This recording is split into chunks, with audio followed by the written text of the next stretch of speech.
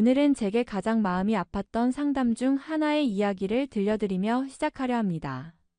내가 지금 83이 아니고 60으로만 돌아갈 수 있다면 그땐 모든 걸 달리 살았을 거야. 요양병원 창가에 앉은 박민우 어르신이 제게 조용히 꺼낸 말이었습니다. 사랑하는 아내를 먼저 떠나보낸 뒤 매일 밤 후회와 그리움 속에서 잠을 이루지 못한다는 박 어르신. 그의 눈동자엔 깊은 아쉬움과 지난날에 대한 회한이 담겨 있었습니다. 저는 그날 이후 이 질문을 스스로에게 던졌습니다. 만약 내가 60대로 돌아간다면 무엇을 가장 먼저 바꿀까? 오늘 영상은 단순한 정보 전달이 아닙니다. 국내 80세 이상 어르신 127명을 대상으로 진행된 실태조사를 바탕으로 실제 사례와 통계를 통해 60대 이후의 인생을 바꾸는 7가지 후회 없는 선택을 전해드립니다. 특히 네 번째 이야기는 반드시 기억해 두셔야 합니다. 단 한 가지 선택이 당신의 70대와 80대를 천국으로 만들 수도 지옥으로 만들 수도 있기 때문입니다. 혹시 지금 이 영상을 보고 계신 분 중 부모님이 60대나 70대이시라면 꼭 함께 시청해주세요. 그리고 혹시 아직 식사 챙기지 못하셨다면 아래 설명란에 쿠팡 특가 링크도 함께 달아두었습니다. 필요한 가족식품이나 건강식품 이번 기회에 꼭 저렴하게 챙기시길 바랍니다. 오늘의 20분이 당신과 가족의 말년을 완전히 바꿔줄 수 있습니다. 지금 구독과 좋아요 눌러주시고 영상 끝까지 함께 해주세요. 1. 건강을 방치한 것에 대한 후회. 82세 강병철 어르신은 제 앞에서 긴 시간 동안 아무 말씀을 하지 않으셨습니다. 그저 한참을 눈을 감은 채 앉아 계시다가 갑자기 조용히 입을 여셨죠. 61살의 아내가 두통을 자주 말했어요. 근데 그냥 피곤해서 그런 줄만 알았죠. 일이 바쁘니까 좀 쉬면 낫겠지 하면서 넘겼어요. 강 어르신은 그 말을 하며 눈가를 적신 손수건을 조심스럽게 다시 접으셨습니다. 그는 아내를 병원에 데려가지 않았습니다. 그리고 3년 후 아내는 뇌종양 말기 진단을 받았고 단 6개월 만에 세상을 떠났습니다. 그때 병원만 한 번 갔더라면 지금도 곁에 있었을까요? 이게 제 인생에서 가장 큰 후회예요. 그날 아내 손만 잡아줬더라면. 그의 눈빛은 시간이 멈춘 사람처럼 멍했고 20년이 지나도 지워지지 않는 죄책감이 온몸에 새겨져 있었습니다. 사실 이런 후회는 강 어르신만의 이야기가 아닙니다. 85세 장영수 할머니도 똑같이 말씀하셨어요. 60대 땐 건강에 자신 있었어요. 그래서 검진도 미루고 통증도 나이 탓이라 넘겼죠. 그런데 70대 들어서 몸이 무너지는 게 느껴졌어요. 지금은 하루에 약을 12알씩 먹어요. 75세 이상 어르신들을 대상으로 한 설문조사에 따르면 무려 92%가 건강을 더 일찍 챙겼어야 했다고 응답했습니다. 그리고 60대부터 건강관리를 시작한 사람과 그렇지 않은 사람 사이에는 10년 후 삶의 질이 무려 7배 차이 났다는 연구 결과도 있습니다. 한 분은 매일 아침 산책하며 텃밭을 가꾸고 다른 한 분은 약봉지를 끌어안고 병원 침대에 앉아 있었습니다. 건강은요, 미뤘다고 기다려주는 게 아닙니다. 60대에 챙기지 않으면 70대엔 그 대가를 반드시 치르게 됩니다. 그리고 한번 무너진 건강은 다시 되돌리기가 정말 어렵습니다. 그렇다면 지금 우리가 할 수 있는 건 뭘까요? 아주 간단합니다.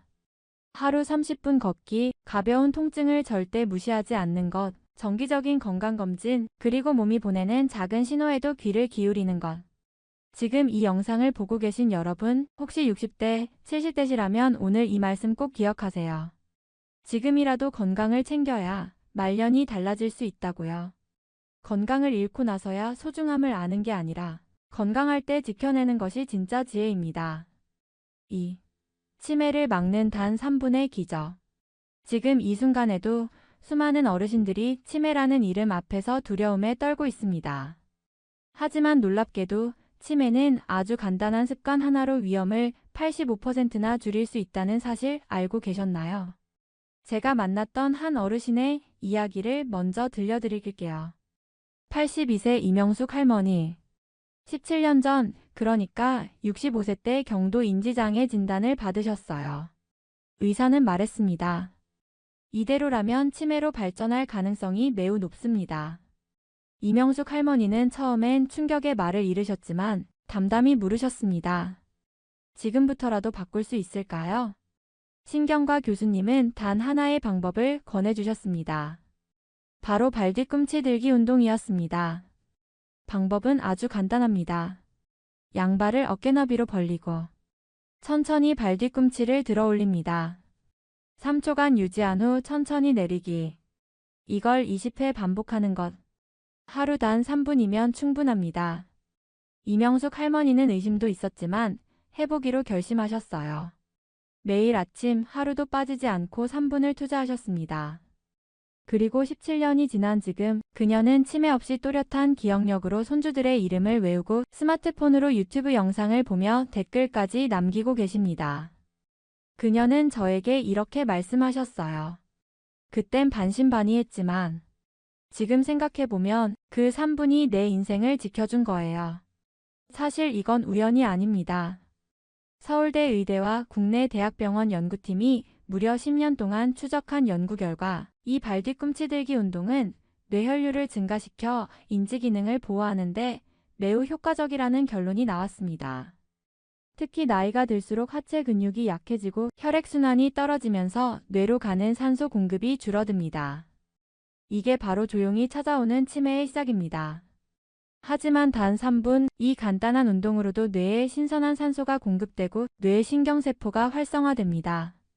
좋은 점은요, 언제 어디서든 할 수 있다는 것. 텔레비전을 보면서도, 설거지를 하면서도, 버스 정류장에서 기다리면서도 충분히 따라할 수 있습니다. 건강은 거창한 운동에서 시작되지 않습니다. 그저 매일의 작은 습관 하나. 그게 당신의 기억을 그리고 당신의 삶을 지켜냅니다. 3. 근육이 사라지는 함정. 불과 몇 년 전까지만 해도요. 제가 설악산 정상을 밟았어요. 근데 지금은 화장실 가려면 휠체어 없이는 안 됩니다. 88세 오재원 어르신. 진료실에서 의사의 MRI 사진 설명을 듣던 그 순간 그는 고개를 푹 숙인 채 말을 잃으셨습니다. 선생님 말씀대로 그때 근력 운동을 시작했더라면 지금 이렇게 앉아있진 않았을 겁니다. 오재원 어르신은 68세 때부터 근육량이 급격히 줄기 시작했습니다. 계단 오르기가 힘들어지고 의자에서 일어나는데도 시간이 걸렸지만 그냥 나이 탓이라고 넘기셨어요. 하지만 정작 무서운 건 그게 단순한 노화가 아니라 근감소증이라는 겁니다. 의사의 말에 따르면 60대 이후 운동을 중단한 사람은 매년 2에서 3%씩 근육이 줄어듭니다. 5년이면 무려 15%, 10년이면 30%에 가까운 근육이 사라지는 셈입니다. 그리고 한번 줄어든 근육은 쉽게 다시 채워지지 않습니다. 이게 바로 근육 소실의 함정입니다. 많은 분들이 나는 아직 잘 걷는데 힘이 좀 떨어졌지만 괜찮아라고 말하세요. 하지만 그렇게 조용히 진행되는 근감소증이 70대, 80대에 이르면 걷는 건 물론이고 식사, 화장실, 심지어 씻는 것조차 어려워집니다. 그래서 노인의학에서는 이렇게 말합니다. 노후를 지키는 진짜 힘은 근육이다. 특히 하체 근육은 노년기 낙상, 골절, 요양병원 입원과 직접적으로 연결됩니다. 단 한 번의 골절로 평생을 누워 지낼 수도 있죠. 그렇다면 지금 무엇을 해야 할까요? 어렵지 않습니다. 걷기 운동을 매일 30분 이상. 의자에 앉았다 일어나는 스쿼트 동작 10회씩. 그리고 단백질 섭취를 꾸준히. 이 세 가지는 의학적으로 입증된 근감소증 예방 3대 요소입니다. 88세지만 여전히 매일 아침 5km를 걷는 김정우 어르신은 이렇게 말하셨습니다. 60살에 심장마비로 쓰러졌어요. 의사가 생활습관 안 바꾸면 5년도 못 산다고 했죠. 그날부터 걷고, 텃밭 가꾸고, 식단 바꾸고, 지금 30년째 병원 신세 안 지고 살고 있어요. 이 말 그대로입니다. 60대의 습관이 80대의 삶을 결정합니다. 당신이 오늘 걷기 시작한다면 10년 뒤에도 내 발로 설 수 있습니다. 근육은 젊을 때처럼 만들기가 아니라 노년엔 지키는 것이 전부입니다. 지금부터라도 시작하세요. 당신의 몸은 당신이 움직이는 만큼 살아 있습니다. 4. 퇴직금 6억 3년 만에 사라진 이유. 그땐요 이 많은 돈을 어떻게 다 쓰나 싶었어요. 근데 정말 단 3년이었습니다. 3년 만에 절반이 사라졌어요. 84세 이호진 어르신은 그렇게 말하며 깊은 한숨을 내쉬었습니다. 교직 생활 35년. 퇴직할 때 받은 퇴직금은 무려 6억 원이었습니다. 처음엔 너무 행복하셨답니다. 평생 미뤄왔던 해외여행도 다녀오고 친구들과 골프도 시작하고 오랜만에 아내와 외식도 자주 했죠. 그런데 어느 순간 생각지도 못한 의료비와 부모 간병비가 쏟아지듯 나갔습니다. 계산해보니 딱 3년 만에 6억 중 3억이 사라져 있었습니다. 그리고 남은 돈으로는 더는 여유가 아니었죠. 난방은 줄이고 취미생활은 모두 끊고 아내와의 갈등도 점점 깊어졌습니다. 그때 알았어요. 돈이 많다고 방심하면 그 돈은 나를 지켜주지 않는다는 걸. 이호진 어르신의 이야기는 결코 특별한 경우가 아닙니다. 국민연금공단의 조사에 따르면 퇴직금 5억 이상을 받은 은퇴자의 절반 이상이 은퇴 후 5년 이내에 경제적 어려움을 겪고 있다는 충격적인 결과가 있습니다. 왜일까요? 퇴직 후 처음 3에서 5년. 이 시기를 우리는 재정 생존의 골든타임이라고 부릅니다. 하지만 대부분의 은퇴자들이 이 시기를 별다른 설계 없이 흘려보내죠. 큰돈이 들어오면 마음이 느슨해집니다. 그동안 해보지 못했던 걸 해보고 싶고 아낌없이 베풀고 싶은 마음도 커집니다.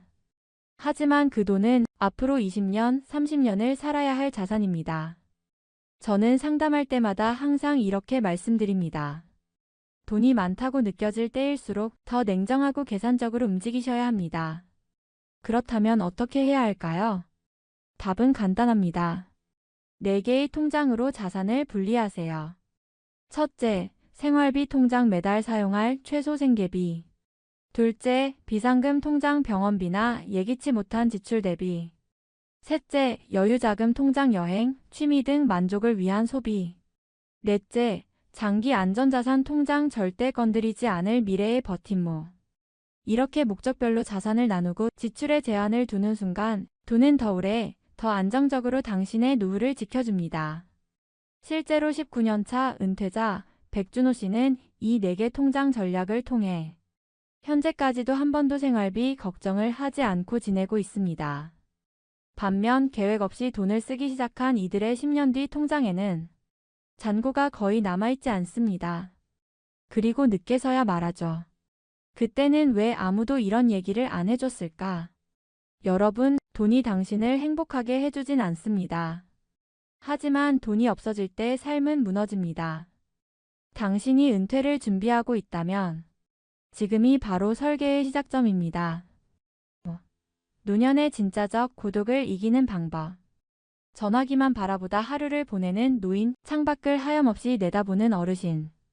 여러분은 그런 모습을 본 적 있으신가요? 78세 김미 씨.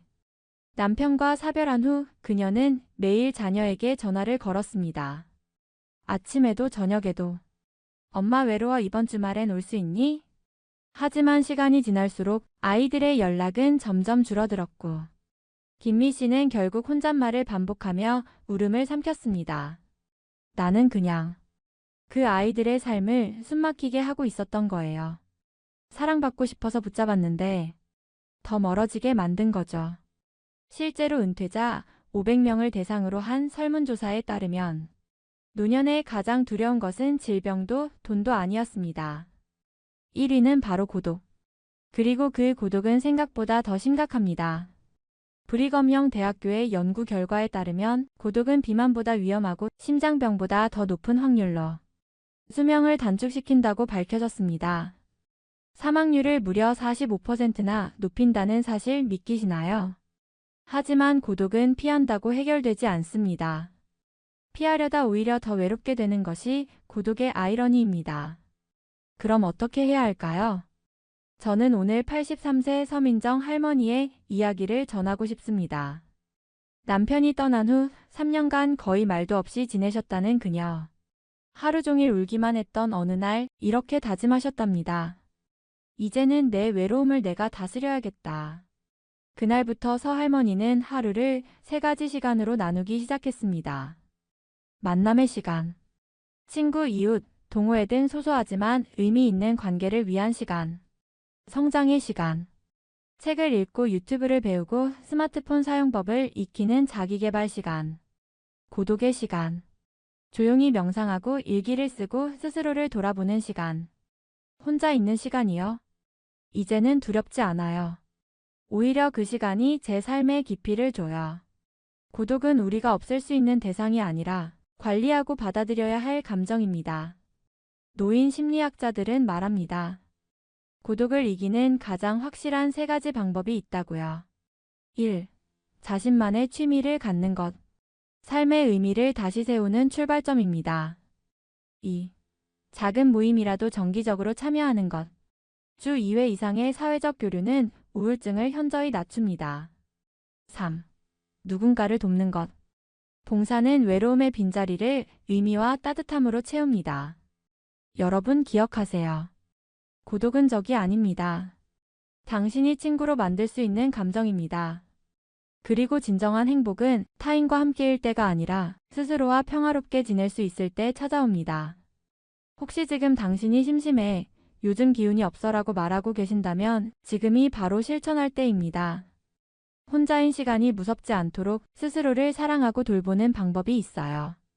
고독을 두려워하지 마세요. 그 안에는 당신의 지혜가 숨어 있습니다.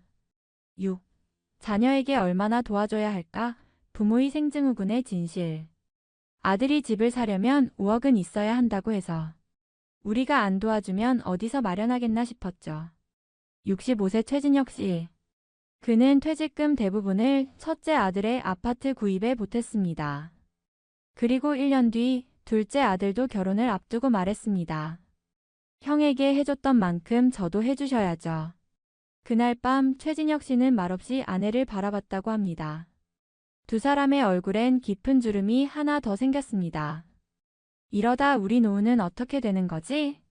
사실 이 이야기는 많은 부모님들의 고민과 다르지 않습니다. 사랑하는 자식이 힘들다는데 안 도와줄 수 있나요? 결국 부모는 평생 내리사랑입니다. 하지만 문제는 그 사랑이 지나칠 때입니다. 놀라운 사실은 자녀에게 경제적 지원을 많이 한 부모일수록 노후 삶의 만족도가 낮다는 조사 결과가 있다는 겁니다. 왜일까요? 그건 바로 부모의 생증후군 때문입니다. 자녀를 위해 자신의 모든 것을 내어준 뒤 남는 건 허전함과 후회, 그리고 관계의 거리감. 84세 김상철 어르신은 자녀에게 재산을 모두 증여한 뒤 요양원에서 지내고 계십니다. 돈을 다 주면 자주 찾아올 줄 알았어요. 근데 이상하게 그 이후론 전화도 줄고 1년에 한 번 명절에나 볼까 말까 해요. 그는 울컥한 목소리로 말했습니다. 돈으로 자식 사랑을 살 수 있다고 생각한 게 내 인생에서 가장 큰 실수였습니다. 사실 자녀에게 도움을 줄 수 있습니다. 하지만 반드시 지켜야 할 원칙이 있습니다. 첫째, 나의 노후는 내가 먼저 챙긴다. 자녀 지원보다 먼저 본인의 노후 자금을 확보해야 합니다. 먼저 내 등부터 지켜야 자식도 안아줄 수 있다는 말처럼요. 둘째, 한계를 명확히 정한다. 지원이 아니라 기부처럼 무한정 퍼주는 순간 관계는 무너지고 기대는 쌓입니다. 셋째, 경제적 지원과 감정적 교류는 분리한다. 돈으로 사랑을 대신할 수 없습니다. 내가 돈 필요할 때마다 주는 게 사랑이야가 아니라 내가 힘들 때 같이 걱정해주는 게 부모야라는 걸 기억해야 합니다. 넷째, 자녀가 실패할 자유도 허락한다. 넘어질 기회를 주지 않으면 자식은 결코 독립하지 못합니다. 그리고 결국 부모에게 기댄 채 살아가게 됩니다. 12세의 손주를 둔 이미경 씨는 자녀에게 늘 이렇게 말해왔습니다. 엄마가 너희에게 해줄 수 있는 가장 큰 사랑은 엄마가 건강하고 경제적으로 독립적인 노후를 사는 거야. 그래야 너희에게 짐이 되지 않거든. 그 결과 그녀의 자녀는 모두 경제적으로 독립했고 부모를 짐이 아닌 존재로서 존경하게 되었습니다. 사랑은 주는 것이지만 무조건 다 주는 것이 사랑은 아닙니다. 자녀가 스스로 설 수 있도록 한 발짝 떨어져서 지켜봐주는 용기, 그게 진짜 부모의 사랑 아닐까요? 7. 행복한 노년을 위한 마지막 습관 감사, 존재, 관계. 행복은요, 아침에 창문 열고 햇살 들어올 때 조용히 마시는 커피 한 잔, 그리고 손주의 웃음소리에서 오는 거더라고요. 77세 박명희 씨는 평생을 바쁘게 살아오셨습니다. 더 많은 돈, 더 높은 직함, 더 넓은 집. 끊임없이 성취를 좇으며 살았지만 심각한 병을 앓고 난 뒤에야 이렇게 말씀하셨습니다. 진짜 중요한 건 늘 내 곁에 있었어요. 근데 너무 늦게 알아차렸죠. 많은 사람들이 노후의 행복은 돈이나 건강에 달렸다고 생각합니다. 물론 그것들도 중요하죠. 하지만 진짜 핵심은 따로 있습니다. 75년간 진행된 하버드대 성인 발달 연구에 따르면 노년의 삶에서 가장 큰 행복을 좌우하는 건 건강도 재산도 아닌 바로 인간관계였습니다. 88세 이준우 어르신은 매주 동네 노인정에서 바둑을 두십니다. 그는 이렇게 말합니다. 나이 들수록 친구가 진짜 약이야. 같이 웃고 때로는 서로의 아픔도 나눌 수 있는 사람들. 그게 내가 지금까지 버틴 이유예요. 그리고 또 하나, 행복한 노인을 보면 모두가 공통적으로 실천하고 있는 습관이 있습니다. 바로 감사일기입니다. 91세 장수 할머니로 유명한 유옥순 할머니는 60년 동안 매일 아침 감사일기를 써오셨습니다. 오늘 아침 눈을 떴습니다. 감사합니다. 밥 한 끼 잘 먹었습니다. 감사합니다. 예쁜 꽃이 피어 있는 걸 봤습니다. 감사합니다. 이 간단한 습관 하나가 삶의 관점을 완전히 바꿔놓았다고 하셨죠. 실제로 연구에 따르면 매일 3가지 감사한 일을 적는 사람은 행복감이 37% 증가하고 우울감이 42% 감소한다는 결과가 있습니다. 그리고 마지막으로 하나 더. 목적 있는 삶은 노년을 무너지게 하지 않는 강력한 힘입니다. 75세의 동화작가로 데뷔한 정희원 씨는 이렇게 말합니다. 퇴직하고 나니까 세상이 멈춘 줄 알았어요. 근데 그건 새로운 시작이더라고요. 아이들에게 이야기 들려주는 게 지금 제 인생의 이유예요. 지금까지 소개해드린 7가지 후회 없는 선택들. 사실 모두가 결국 이 한 가지를 향해 있습니다. 오늘 하루를 잘 살아내는 것. 인생은 한 권의 책과도 같습니다. 어떤 날은 실수로, 어떤 날은 후회로 채워지기도 하죠. 하지만 중요한 건 오늘이라는 페이지를 어떻게 쓰느냐에 달려 있습니다. 지금까지 함께한 이 20분이 여러분의 남은 20년을 바꾸는 작은 전환점이 되기를 바랍니다. 혹시 지금 마음속에 걱정되는 지인이 계신가요? 그렇다면 이 영상을 꼭 공유해주세요. 그분의 노년이 바뀔 수 있는 기회가 될지도 모릅니다. 그리고 여러분의 생각도 듣고 싶어요. 댓글로 내가 꿈꾸는 노년의 모습 혹은 지금 내가 실천하고 있는 좋은 습관을 나눠주세요.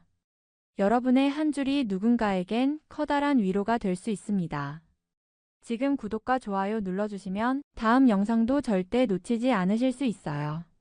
여러분의 노후 그리고 부모님의 내일을 함께 응원하겠습니다. 지금까지 성유림 노년복지 전문가였습니다. 감사합니다.